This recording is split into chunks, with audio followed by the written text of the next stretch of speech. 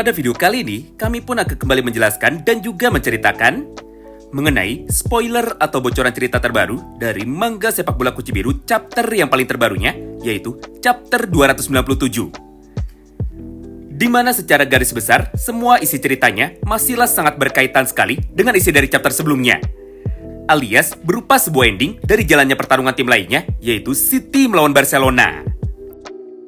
Oleh karena itu, tentu saja bagi kalian yang penasaran dan juga ingin tahu tentang seperti apakah isi cerita lengkapnya, maka tanpa perlu berlama-lama lagi, sekarang mari kita langsung masuk saja tepat ke dalam pembahasan cerita utamanya.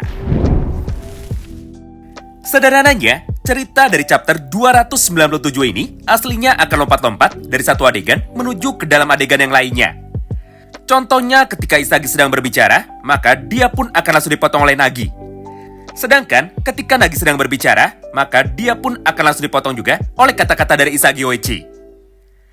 Jadi, supaya mendengarkannya tidak pusing, maka kami pun akan selesaikan lebih dulu cerita dari sudut pandang Isagi, Baro, dan juga Ryusei Shido.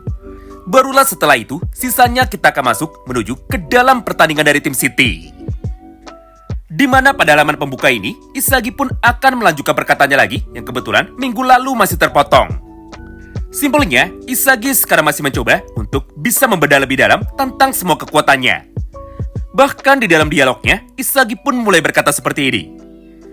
Yaitu, pasti ada sebuah formula atau pasti ada sebuah cara supaya aku bisa menjadi pemain hebat mirip seperti pada pertandingan ini. Karena jika aku tidak bisa mereplika semua permainanku pada hari ini, maka itu sama saja seperti kebetulan. Berdasarkan hal tersebut, maka inilah kesimpulan sementaraku untuk dapat tetap bisa menjadi kuat. Pertama, aku harus lebih dulu menentukan siapakah lawan yang nantinya ingin sekali aku kalahkan atau siapakah rival dari diriku. Kedua, aku pun harus memikirkan di kepalaku tentang gol seperti apa yang nantinya ingin aku ciptakan di dalam pertandingan selanjutnya. Ketiga, jika sudah menentukan kedua tujuan di atas, maka cara selanjutnya adalah dengan memasukkan logikaku ke dalamnya tentang bagaimana cara yang tepat untuk dapat aku gunakan sebagai mesin pencetak gol. Lalu jika aku bisa menerapkan semua teoriku di atas, maka gol yang barusan baru bisa aku banggakan. Karena aku bisa mengulanginya berkali-kali, alias itu bukanlah sebuah gol kebetulan, tapi sebuah rencana matang yang sudah aku susun dengan sempurna. Intinya, Isagi pun sekarang tidak merasa sombong, serta dia pun masih tetap rendah hati. Bahkan, dia pun masih terus memikirkan tentang semua permainannya barusan, supaya dirinya tidak lupa tentang bagaimana caranya untuk bisa menang. Karena jika Isagi sampai lupa diri, apalagi sampai dirinya sombong, maka Isagi pun tidak ada bedanya dengan Nagi yang hanya puas dengan satu kali kemenangan saja. Untuk lebih jelasnya, maka kita pun sekarang bisa melihat sama-sama satu gambar terakhir yang sekarang sudah kami tampilkan di layar. Di mana pada momen ini, Isagi pun sekarang sedang membayangkan bahwa jika dirinya sudah tidak memiliki api di dalam dirinya atau sudah tidak memiliki semangat di dalam dirinya, maka Isagi pun akan menjadi kosong mirip seperti Nagi. Sehingga Isagi pun sekali lagi berkata dengan sangat lantang untuk dapat mengingatkan dirinya sendiri dengan cara berkata seperti ini.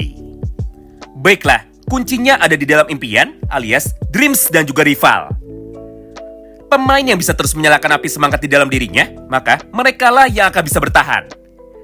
Sebaliknya, pemain yang sudah kehilangan api di dalam dirinya alias sudah kehilangan semangat, maka merekalah yang nantinya akan jatuh dan juga merekalah yang nantinya akan hancur serta tidak bisa berkembang lagi.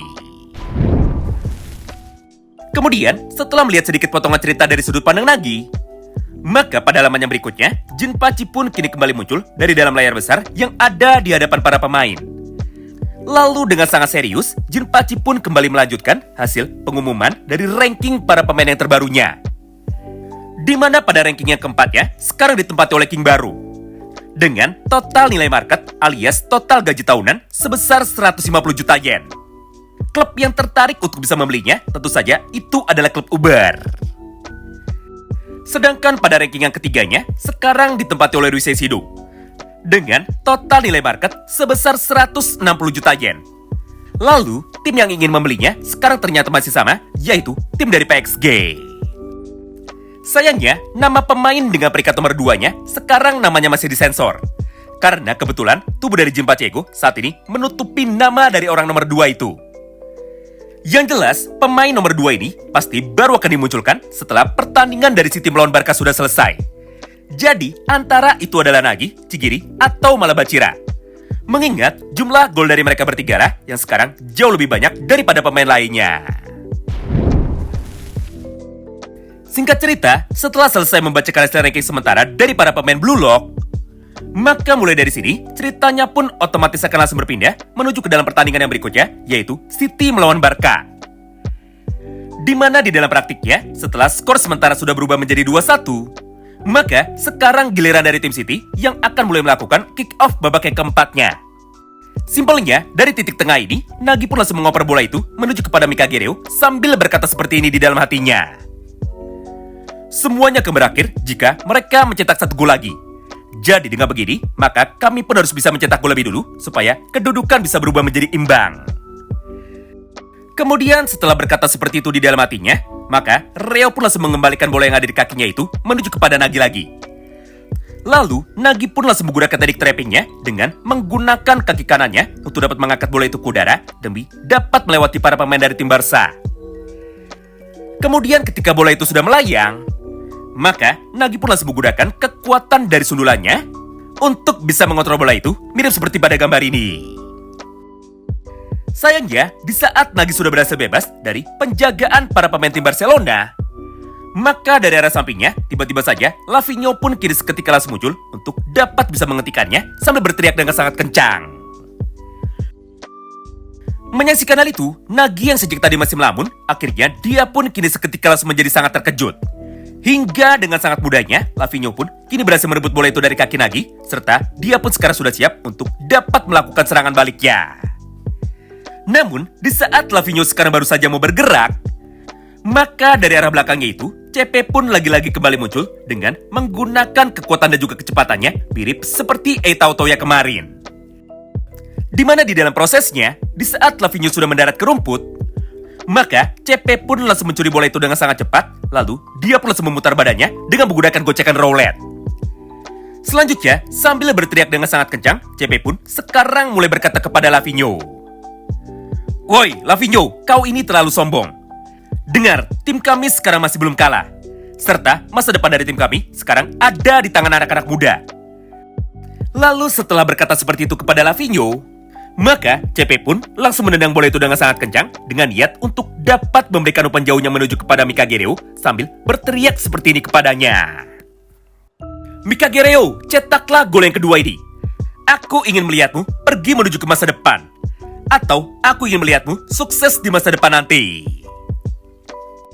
Mendengar dan juga menyaksikan umpan jauh dari CP barusan, Reo pun tanpa pikir panjang kini seketika langsung bergerak untuk dapat menggunakan kemampuan barunya, yaitu sebuah kemampuan perfect copy alias tiruan sempurna yang levelnya sekarang sudah semakin meningkat. Di mana di dalam praktiknya, Reo pun berhasil meniru sebuah teknik tendangan paling sulit yang sekarang hanya bisa dilakukan oleh 2 orang saja, yaitu Inzaghi dan juga Michael Kaiser. Jadi, walaupun tendangan ini tidak ada namanya, tapi yang jelas, teknik yang dikopi oleh Mika Gereo ini antara Kaiser Impact milik Kaiser atau Direct Impact milik Inzaghi Oichi. Ya, apapun itu nama teknik Reo, yang pasti beginilah gambar dari tendangan kaki kanan Reo. Akibatnya, dengan menggunakan satu buah teknik tendangannya ini, Reo pun berhasil mencetak gol yang kedua, walaupun saat itu dirinya sedang dijaga dengan sangat ketat oleh Etao Toya. Sehingga skor pun kini seketika langsung berubah menjadi kembali imbang, yaitu menjadi 2-2. Serta Barca dan juga City saat ini hanya memiliki satu kesempatan terakhirnya untuk dapat bisa memenangkan pertandingan ini. Nah, menarik ya, di saat Mika Gereo sekarang sudah berhasil mencetak gol, maka dia pun langsung berjalan menuju ke arah Nagy sambil meminta maaf kepadanya. "Nagy, maafkan aku. Aku tadi terlalu terbawa suasana. Sampai tanpa aku sadari, aku pun justru malah memutuskan untuk bisa mencetak gol dengan menggunakan caraku sendiri." Mendengar ucapan dari Mika Gereo barusan, Nagy pun sama sekali tidak kecewa. Sebaliknya, semangat di dalam tubuh dari Nagy sekarang justru malah menjadi terbakar.